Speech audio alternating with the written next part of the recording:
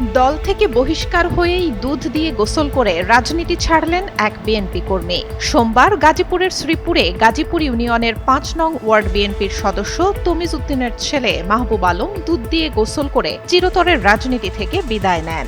গত ২৯ জুলাই মাহবুব আলমের বিরুদ্ধে সংগঠন বিরোধী অনৈতিক কর্মকাণ্ডের সাথে জড়িত থাকার অভিযোগ ওঠে। এতে উপজেলা বিএনপির আহ্বায়ক আব্দুল মোতালেব ও সদস্য সচিব খায়রুল কবির মণ্ডল স্বাক্ষরিত এক প্রেস বিজ্ঞপ্তিতে তাকে দল থেকে আজীবনের জন্য বহিষ্কার করা হয়। গাজীপুর ইউনিয়ন বিএনপির আহ্বায়ক এনামুল হক মনির জানান, মাহবুব আলম দলের নাম ভাঙিয়ে এলাকায় ব্যাপক চাঁদাবাজি, দখলবাজি সহ অনৈতিক কর্মকাণ্ডে জড়িয়ে পড়েন।